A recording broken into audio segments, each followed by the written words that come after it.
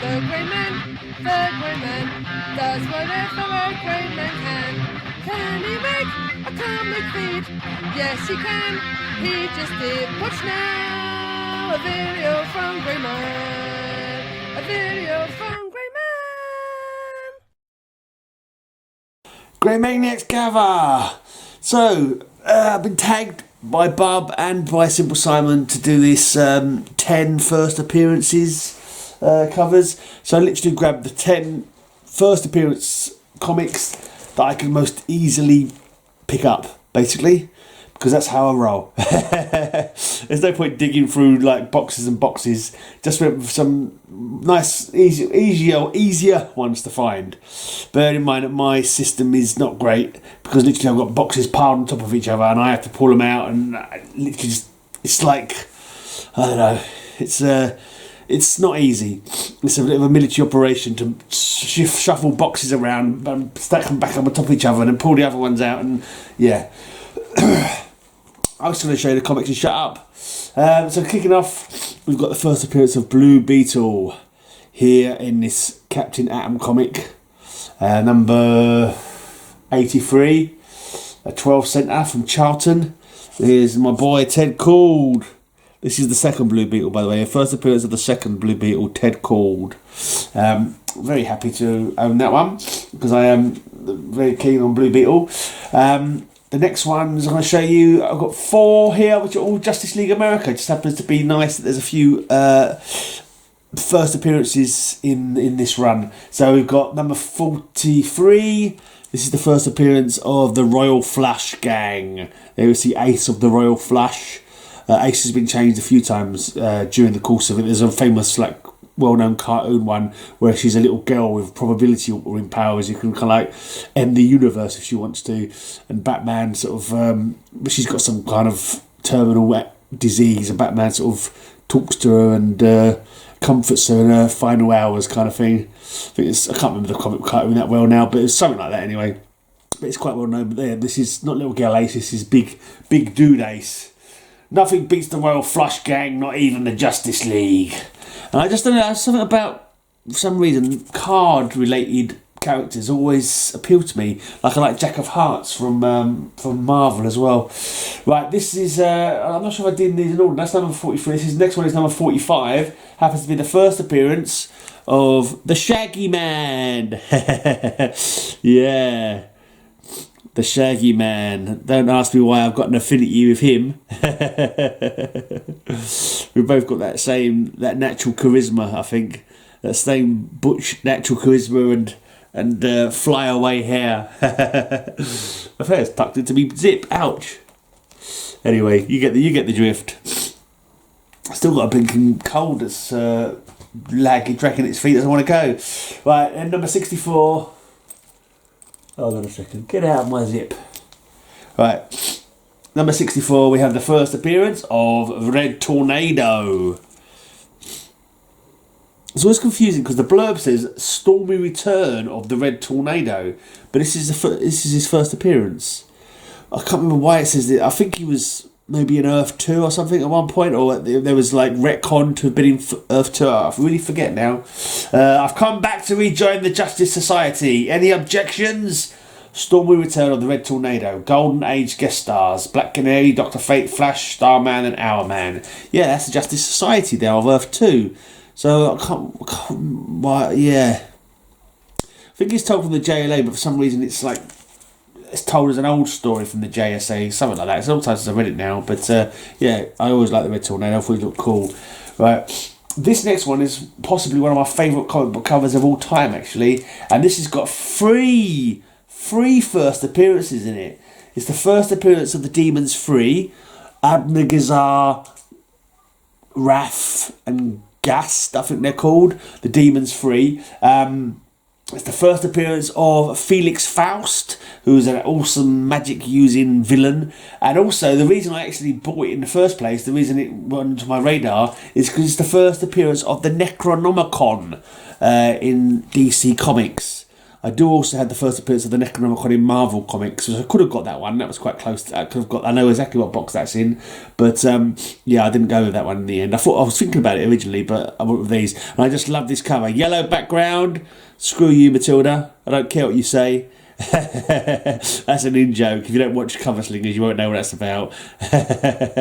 And yeah, I just love the way he's just obviously symbolic. He's got the JLA at his fingertips, sort of thing. Yeah, he's got them under his control.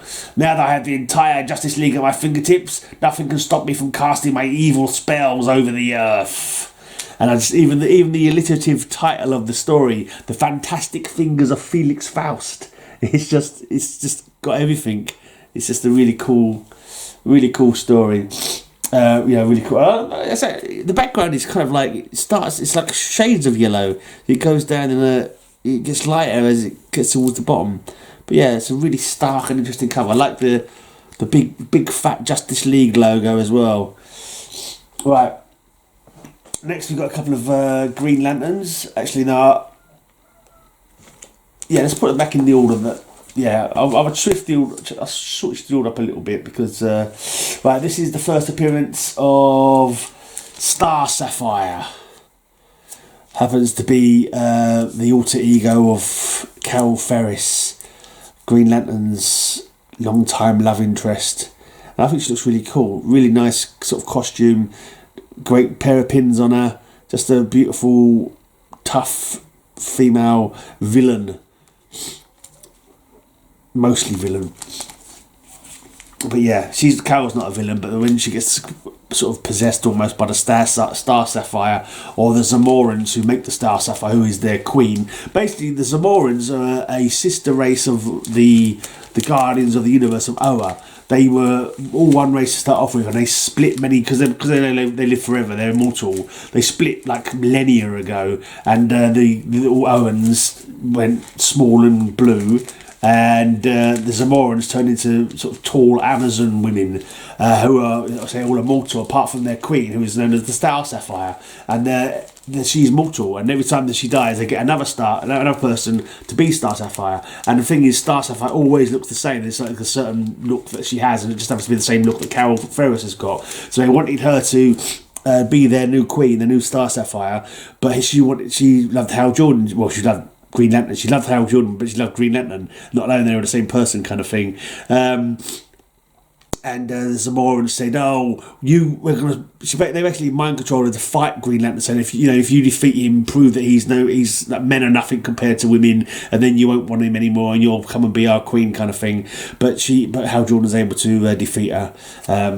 Not that she won't. Carol was secretly happy about that. But anyway, won't go too much further into it. I'm actually reading through my Green Lanterns a lot at the moment. So one of these ones I'm going to show you in a minute is one that I've just read actually recently. Right, next one. I haven't read this one yet. This is in my to read pile, but you can't actually see him. I think this might be him here on the little top of a building here. You can't really tell from here, but it's possibly not the greatest cover for a first appearance, but I quite like it.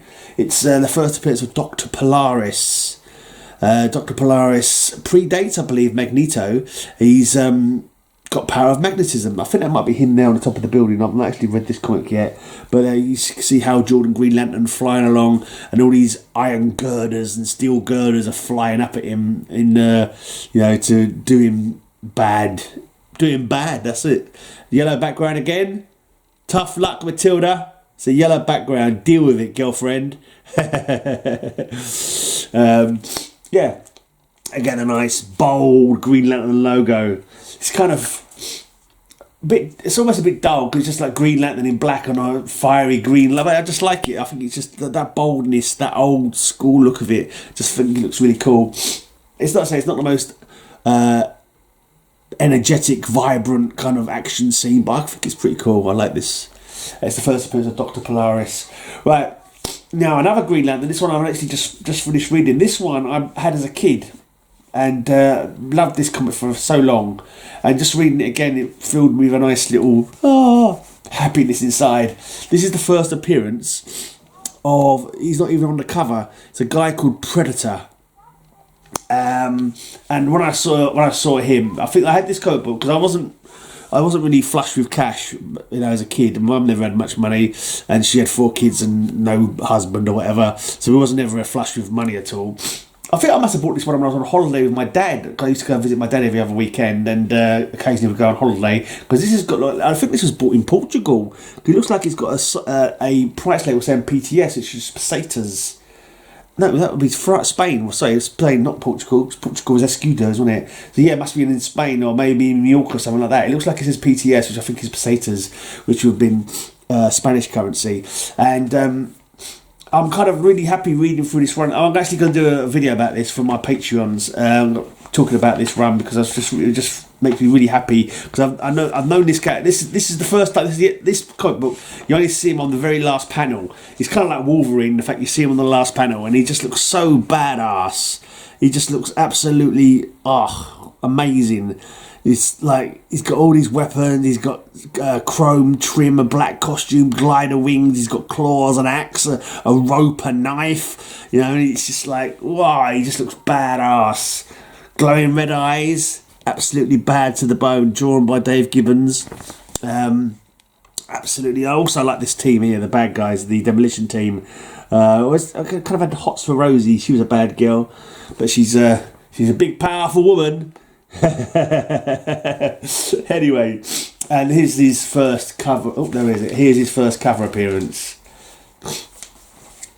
Now, the funny thing was, I had this comic for years. Yeah, that last panel, because I never had any money, I never bought the next comic. So for years, probably for a couple of decades, I never knew what happened in the next comic book. And when I finally bought this one, it was like, yeah, that's great. It's such a cool fight scene in here. How he takes on the demolition team. He's like, and the thing is, I always liked that costume. I used to do like role playing games, a game called Villains and Vigilantes, and one of my mates drew this for his own character, and he had a character called Predator with exactly the armor and, you know, the weapons that he shows here. He actually was that guy, the Predator, and I always thought it was an amazing, cool character. In the end, it turned out that he wasn't used. I was hoping, you know, I would quite happily read a book of, you know, a series of Predator. It looks so bad, but it turns out, spoilers if you don't want to know, look away now, Predator is Carol Ferris. What? You know how Carol Ferris is Star Sapphire? Well, part of her psyche broke away again to become the Predator. Basically, a masculine side that came out in the Predator, and the Predator. So yeah, I've just really been reading this at the moment, and I just seen all this going on. I kind of didn't know about it, but I'm actually reading the comics for the first time, because I've got most of the run now, so I was waiting until I got most of the run before I started reading it, and I've been reading it through at the moment, and it's just so cool. I was just seeing the reveal, just read the reveal, how it was revealed that she was actually the Predator, or the Predator was actually a facet of her personality kind of thing, and it was like, oh man, awesome. It just made me feel, yeah, great to check out old comic books. Alright, this one I've only just got in the post today, I think, and I was chatting to Roger, because I knew I wanted this character. Anyway, I'm trying to keep this run as it is, but I didn't have her first appearance, and I said, what's her first appearance? Well, Josie told me, so I quickly ordered that one. I thought, I've got to get that now, because I do want that one, so let's see if I can get it now, because you know, I want to have it, basically, and it's the first appearance of this beauty here, Dawnstar. Talking of villains and vigilantes, I was talking about the role-playing game earlier on. I actually had a character who was very much like Dawnstar called Sparrowhawk, and in the game she was like romantic interest for my NPC kind of thing. Sparrowhawk, Dawnstar. But she's gorgeous. She's gorgeous, but she looks like she's blown it on this first cover. You wanted to help us, Dawnstar? Yes. Well, instead you blew it, introducing a beautiful disaster. Poor Dawnstar. I'm sure she turns it around, whatever the problem was, and gets it all sorted. But yeah, cool stuff.